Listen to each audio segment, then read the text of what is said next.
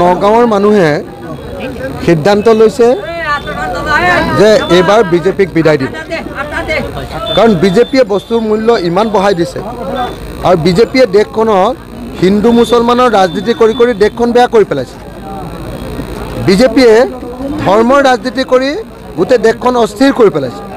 সেইকাৰণে এইবাৰ অসমত শান্তি সম্প্ৰীতি ৰক্ষা কৰিবৰ কাৰণে, সাম্প্ৰদায়িক সম্প্ৰীতি ৰক্ষা কৰিবৰ কাৰণে আৰু মূল্য বৃদ্ধি ৰোধ কৰিবৰ কাৰণে সমগ্ৰ নগাঁৱৰ মানুহে এইবাৰ সিদ্ধান্ত লৈছে যে বিজেপিক পৰাভূত কৰিব। সেইকাৰণে দেখিছে ৰাতি 10 বজাতো হাজাৰ হাজাৰ মানুহ ৰৈ আছে। ৰাতি 10 বজাতো সকলোৱে কৈছে যে আমি এইবাৰ বিজেপিক পৰাভূত কৰিবই লাগিব, নহ'লে আমাৰ দেশৰ সংবিধানখন তেওঁলোকে বদলাব, দেশৰ গণতন্ত্ৰ তেওঁলোকে ধ্বংস কৰি পেলাব।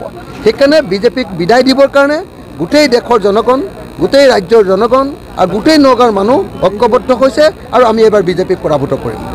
নগাঁৱত এইবাৰ বিজেপিৰ বিৰুদ্ধে 2 লাখ ভোটত জিকিব। প্ৰদ্যুৎ বৰদলৈ 2 লাখ ভোটত জিকিব। সব মানুহে প্ৰদ্যুৎ বৰদলৈক ভোট দিবলৈ এক্সাইটেড হৈ ৰৈ আছে।